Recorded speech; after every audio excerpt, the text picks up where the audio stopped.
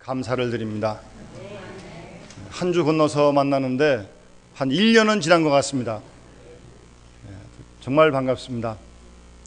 하나님께서 저희 일행 39명의 성지순례 가운데 함께 하시고 그동안 우리 모든 성도들의 가정과 교회를 또 은혜 가운데 지켜주신 것을 감사드립니다.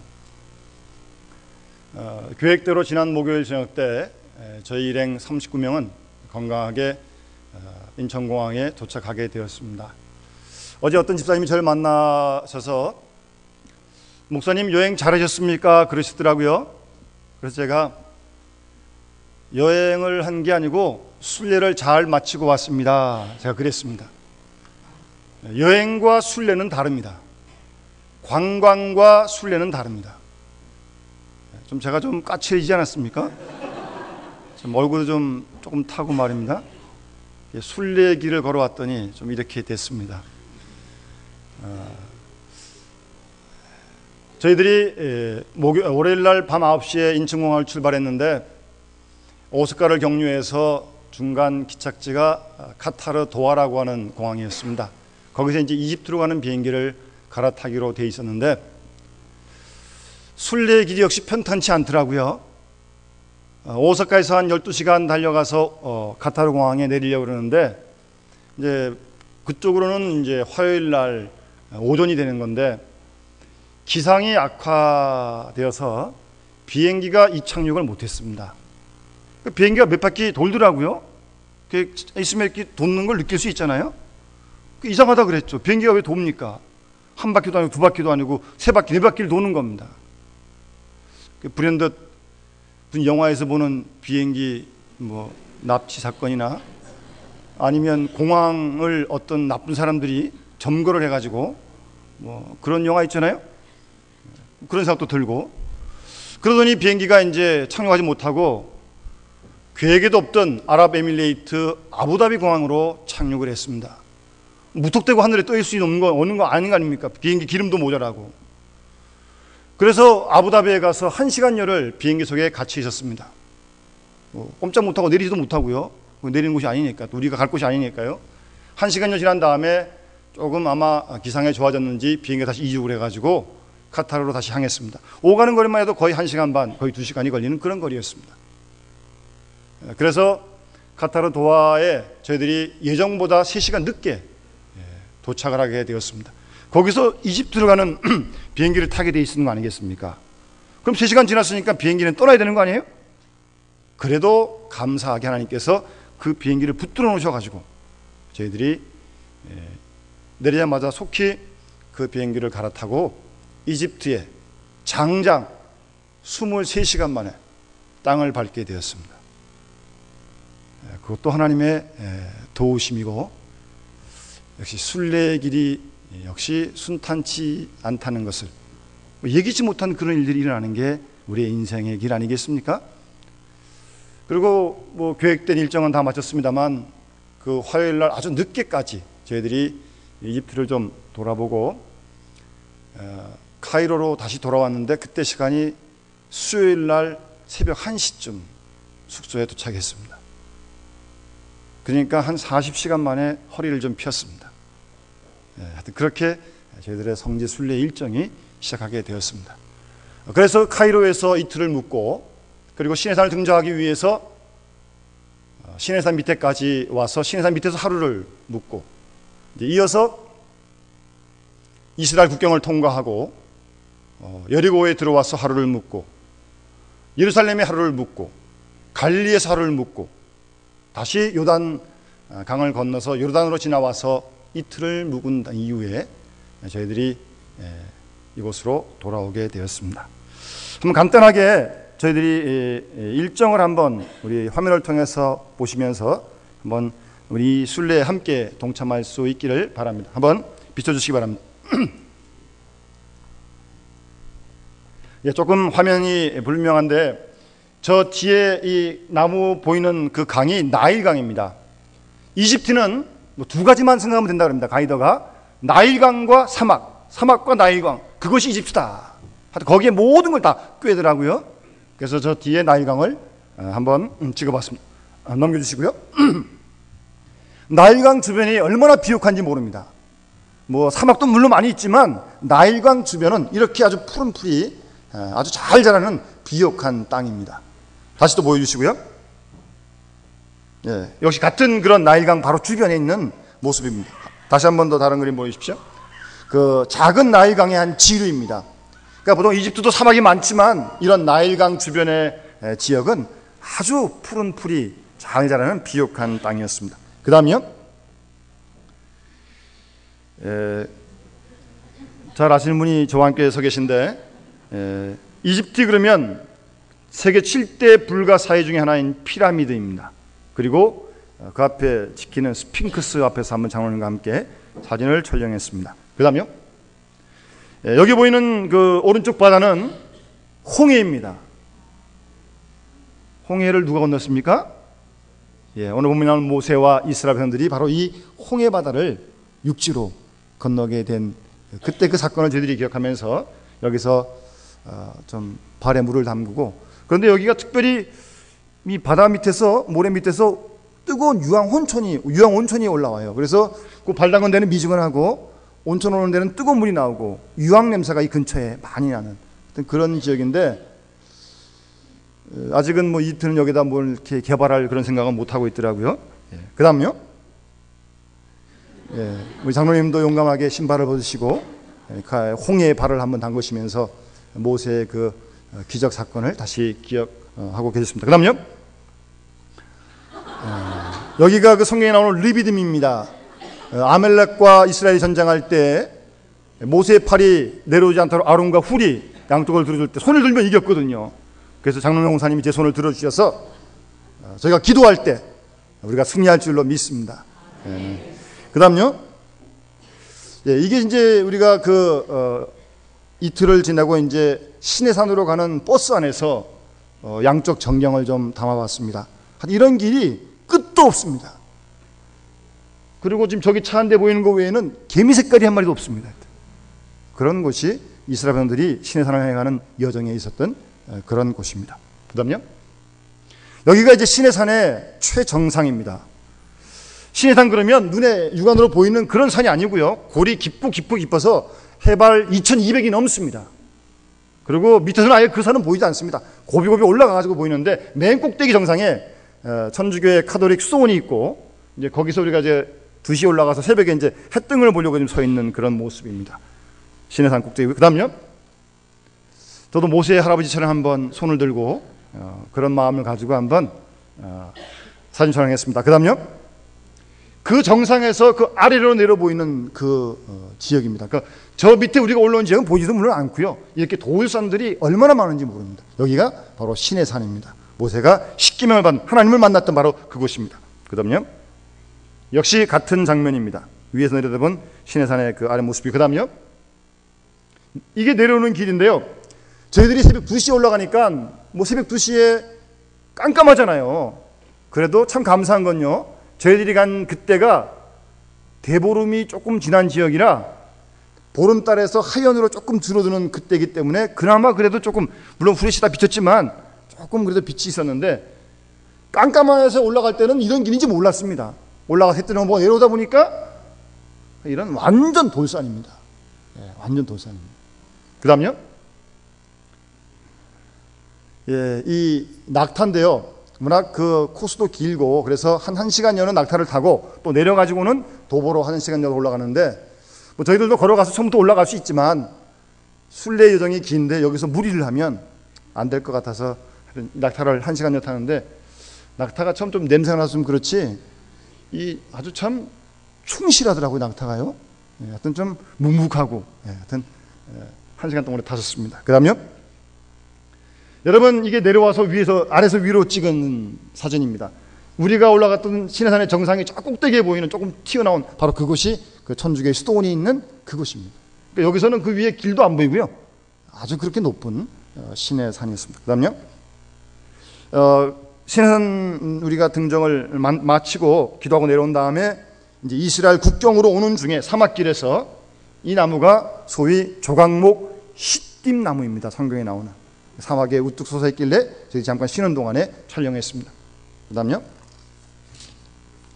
저희들이 이제 이스라엘 국경을 지나 들어와서 여리고에 들어왔습니다. 여리고는 이스라엘 내 14개의 팔레스타인 자치 지구 중에 하나입니다. 이스라엘 내에 있지만 이 지역은 팔레스타인 사람들이 살고 있는 자치 지역입니다. 분위기가 좀 예루살렘하고 좀 다르고요. 거기에 이 엘리사의 샘물이라고 하는 곳입니다. 구약 성경에 나오는 그 물이 먹지 못할 그때 엘리사가 소금을 뿌려가지고 먹게 된 그 물이 지금도 샘솟고 있습니다. 하여튼 엘리사의 샘물이고요. 그 다음요, 이 두 산은 바로 그 옆에 있는 산인데 예수님이 시험을 받은 시험산입니다.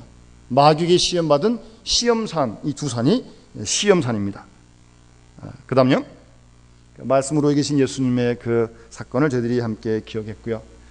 이 여리고 지역도 그 사막 가운데 아주 특별하게 비옥한 지역입니다. 이렇게 푸른 나무와 풀들이 자라고 있는, 그래서 이런 지역은 역사적으로 보게 되면 서로의 그 주도권 싸움에 항상 휘말리는, 전쟁이 끊이지 않던 그런 지역입니다. 사막에는 뭐 그럴 필요 없는 거 아닙니까? 근데 이쪽은 서로 쟁탈을 하려고 항상 전쟁이 끊였던 그런 곳이 바로 여의도의 비옥한 땅이고요. 그 다음요, 그런 다음에 저희들이 쿰남 공동체를 방문하게 되었는데, 쿰남 공동체에서 그분들이 그 성경을 베껴 쓰던 그 사본인데 그 양피지에 베껴 쓰던 것입니다. 이게 1948년에 동굴에서 발견되어서 거기 있어서 제가 한번 들고 촬영을 했습니다. 이분들은 평생 그 속에서 하나님 말씀을 베껴 쓰는 그 일만 했던 공동체입니다. 정말 하나님 사랑하고 말씀을 사모하는 그런 식구들이었습니다. 그 다음에요, 여러분 성경에 보면 유대 광야라는 표현이 많이 나오고 예수님께서 이곳에서 40일 금식기도 하고 시험도 받으셨는데 바로 여기가 유대 광야입니다. 여기는 뭐 그냥 모래만 있는 건 아니고요. 이렇게 그러니까 저쪽 북쪽이 예루살렘이고 이쪽 밑에가 이제 여리고인데, 예루살렘에서 여리고로 내려오다가 강도를 만나잖아요. 그런 곳이 이런 곳입니다. 이런 물퉁물퉁한 같은 이런 유대 광야입니다. 대표적인 모습이고요. 그 다음요, 이 모습은 저희가 17일 아니죠, 15일 주일날 성지순례 중에 하이라이트는 역시 예수님이 빌라도 법정에서 재판을 받고 골고다 산상까지 올라가신 십자가의 길을 묵상하는 것이 성지순례의 가장 하이라이트입니다.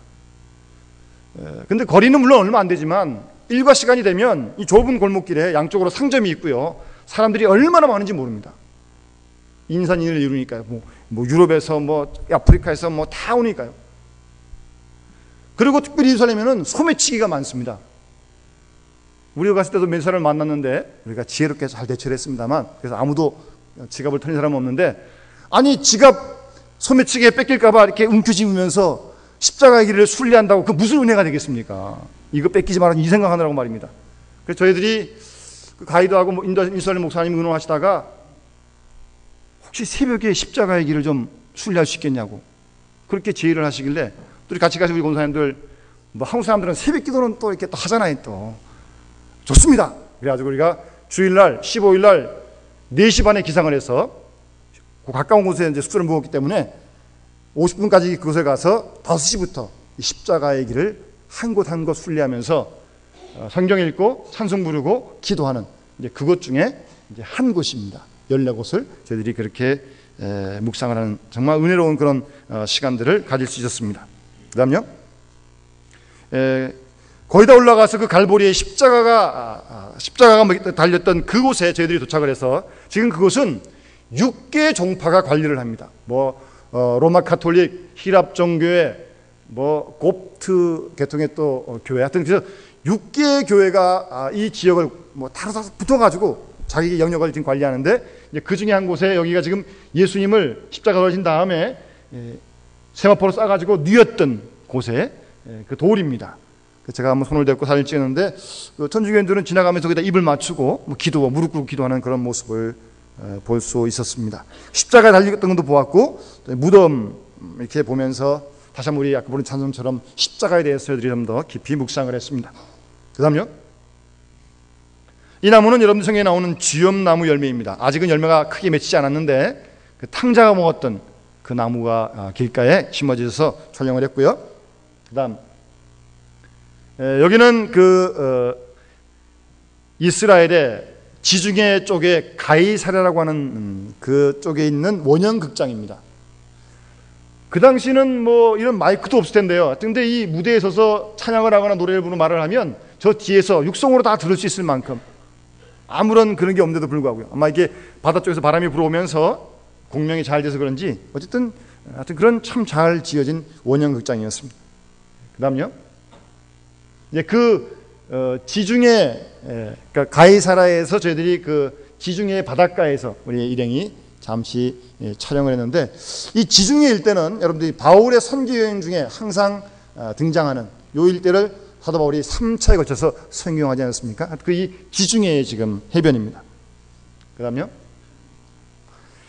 저희가 그 예루살렘에서 갈릴리에서 이제 와가지고 갈릴리에서 목선을 타고 게네사렛으로 옮기는 도중에 선상에서 사진 촬영을 하고, 이곳에서 저희들이 예수님의 그 갈릴리 활동을 기억하면서 이곳에서 선상 예배를 드렸습니다.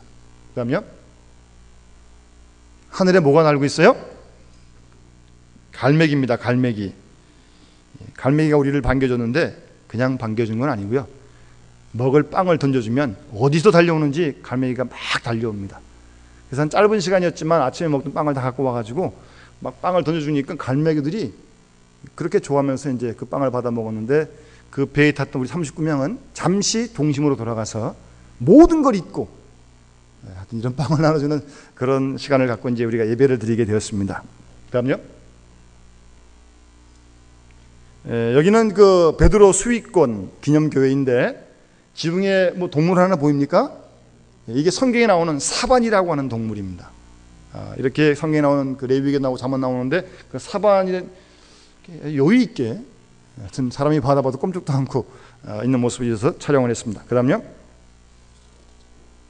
역시 여기는 이제 그 갈릴리 그 호수에 저희들이 한번 사이하고 좀 비교를 하면서 짠지 안 짠지 좀 맛을 보느라고, 갈릴리는 호수라고 그러지만 상당히 넓은 호수입니다. 갈릴리 바다라고 부르기도 하는데, 갈릴리 호수에서 저희들이 사진 촬영을 했습니다. 그다음요. 여기 있는 꽃은 성경에 보면 샤론의 백합화라고 불리는 말씀이 성경에 나오잖아요. 바로 이 꽃입니다. 사실 백합화라서 흰색이 아니고요, 이게 붉은색인데 뭐 아네모네라 그러더라고요, 꽃 이름이. 그래서 길가에 피어 있길래 촬영을 했습니다. 그다음요. 여기가 우리가 그 요르단에서 아르논 골짜기입니다. 이제 이 갈릴리를 지나와서 이제 요르단으로 들어왔는데 국경을 넘어가지고요, 모압과 암몬의 경계가 되는 아르논 골짜기입니다. 이 골짜기는 비가 오면 물이 흐르고 보통 때는 이렇게 말라 있는 그런 아주 골이 깊은 그런 아르논 골짜기를 저희들이 탐방했고요. 그다음요. 여기 보이는 이 나무는 성경에 여러분 잘 아시는 엘리야가 쉬었던 로뎀나무입니다. 로뎀나무. 이 나무는 한 1m 조금 넘고요, 키가요. 하여튼 이 나무가 로뎀나무입니다. 그다음요. 이제 저희들이 요르단에서 마지막 성지의 그 코스로 오늘 본문에 나오는 느보산에 저희들이 오르게 되었습니다. 그래서 우리 전체 사진 촬영을 프랭카드를 놓고 했는데, 오늘 본문에 기록하는 느보산입니다. 하나님께서 모세를 여기까지 인도하시면서 저 너머가 소위 얘기하는 가나안 땅이죠. 가나안 땅인데, 하나님께서 모세에게는 바라보기만 하시고 모세는 들어가지 못하게 되는, 개인적으로는 좀 안타깝지만 하여튼 모세의 사명은 여기까지였습니다.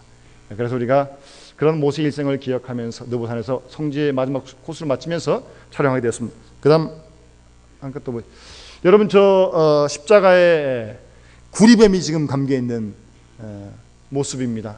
느보산에 이쪽 오른쪽에 지금 천주교에서 관리를 하는데 지금 수리하는 중이라 들어가지 못했고요. 이렇게 사진을 촬영했는데, 여러분 그 문둥병을 했던 이스라엘 백성들이 구리뱀을 바라볼 때 그들이 고침받지 않았습니까? 그 구리뱀을 예수의 십자가에 이렇게 감아놓은 그런 십자가 느보산에 서 있었습니다. 그 다음요. 다 보셨습니다.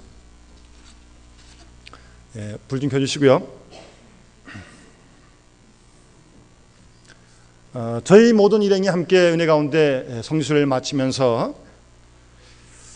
오늘 본문에 나오는 말씀처럼 우리 인생의 길은 이스라엘이 가나안을 향해 나아가듯이 우리 인생들은 하나님 나라를 소망하면서 이 땅을 살아가는 나그네 인생임을 우리가 충분히 그리고 깊이 경험하고 돌아왔습니다.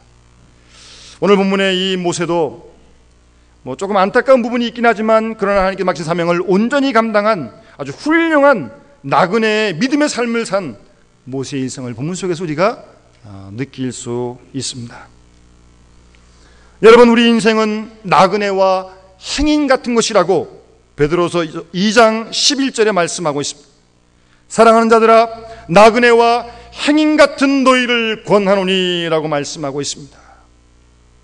나그네가 어떤 사람입니까? 나그네는 타향살이를 하는 사람입니다. 낯선 사람을 말하는 것입니다.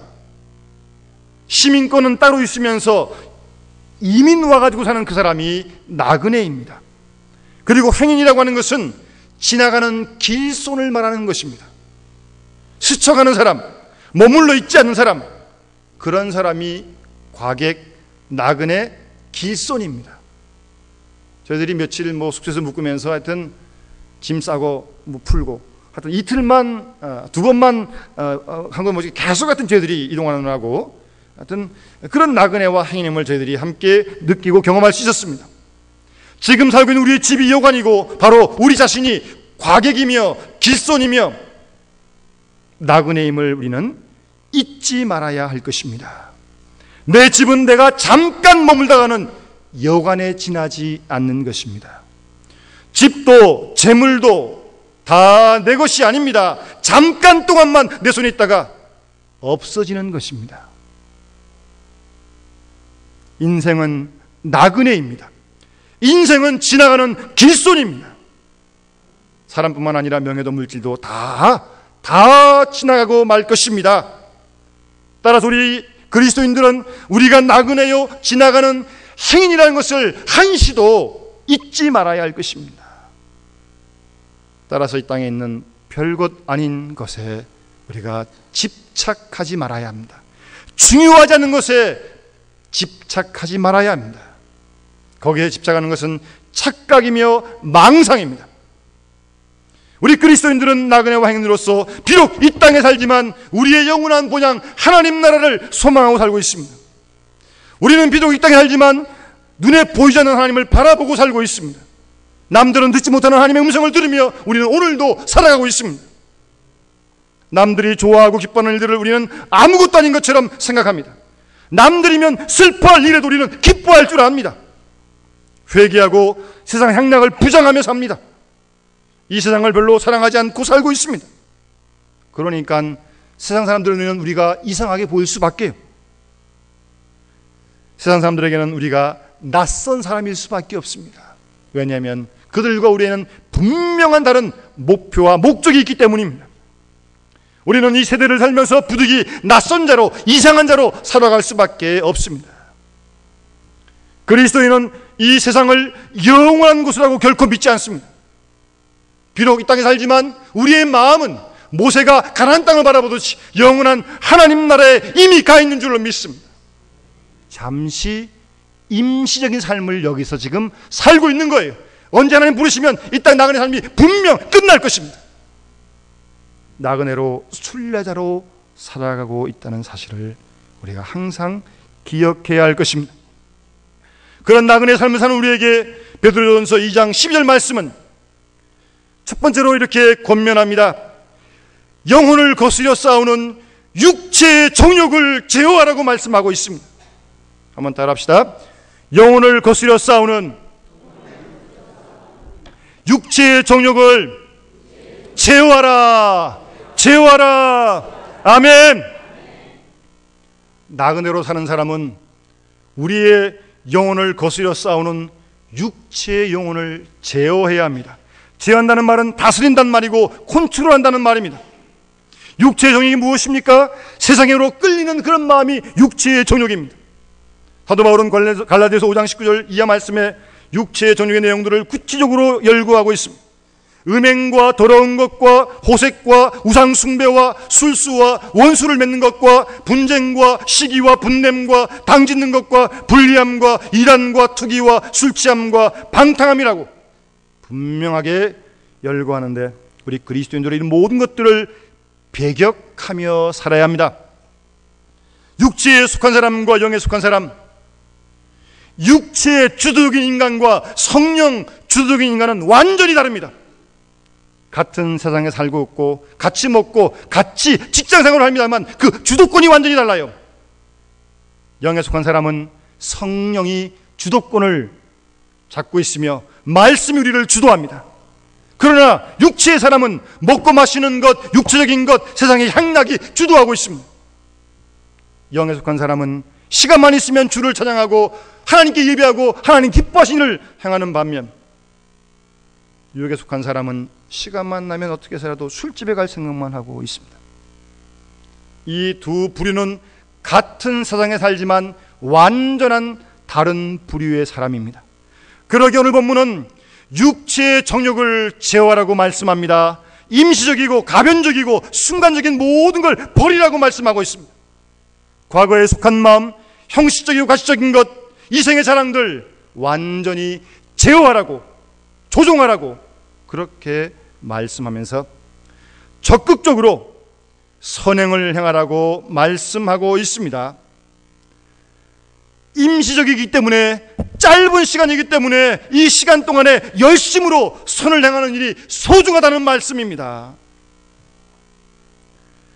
선을 행하라는 말은 사랑의 바탕을 둔 선을 행하라는 말입니다. 그래서 일반적인 의미의 그냥 선이 아니라 아주 아름답고 매력적이고 사랑스러운 그런 선행을 말하는 것입니다.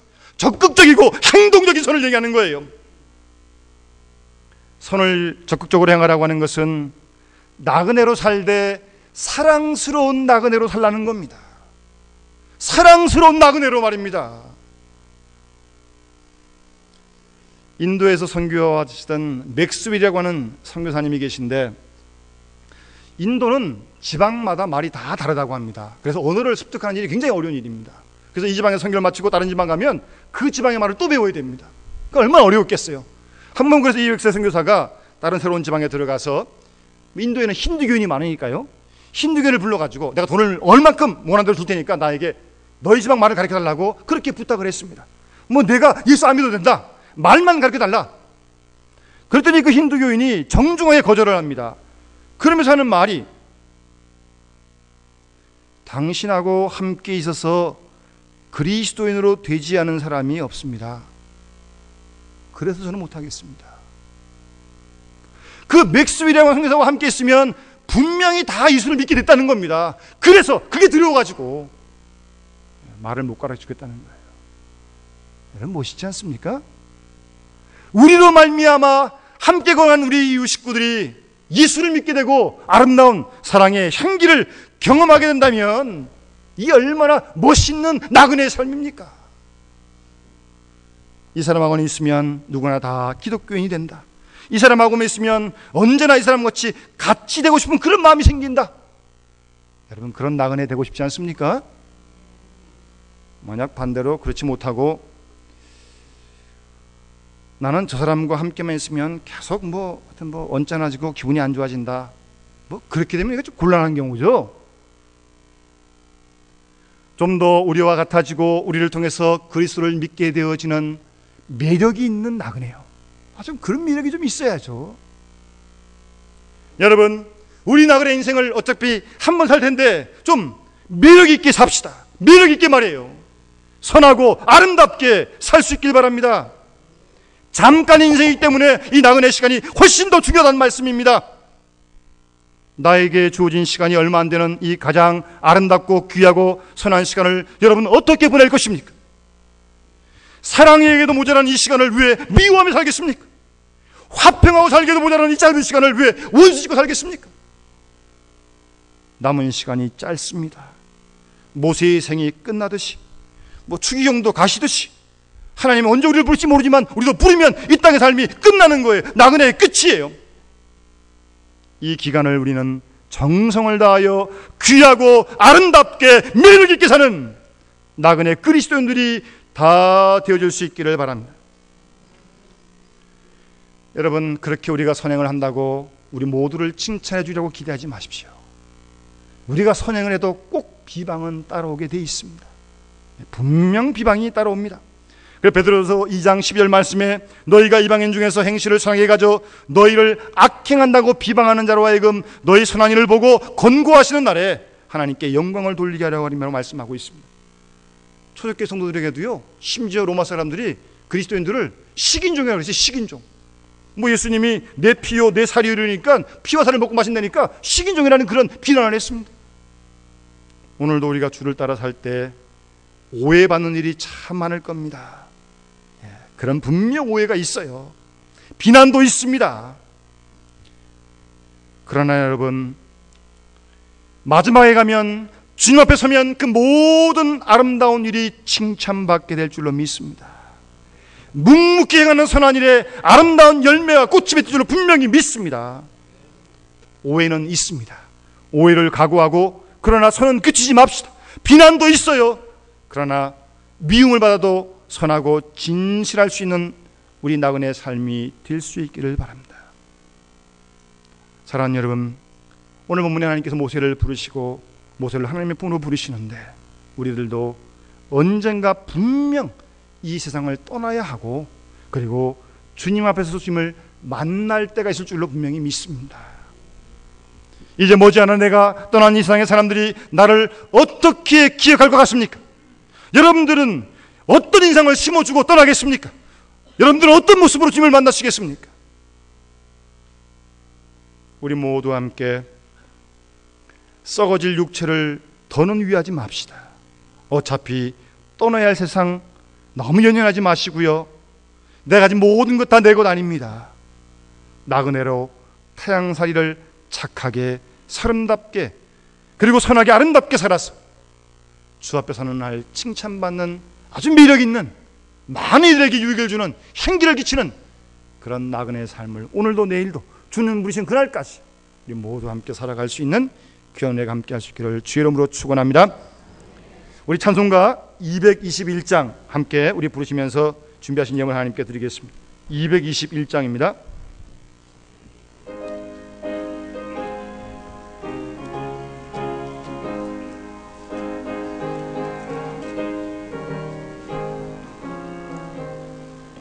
나 가난 복지 귀한 성에 들어가려고 내 중한 짐을 벗어버렸네. 죄 중에 다시 방황할 일 전혀 없으니 저 생명 시냇가에 살겠네. 길이 살겠네. 나 길이 살겠네. 저 생명 시냇가에 살겠네. 길이 살겠네. 살겠네. 저 생명 시냇가에 살겠네.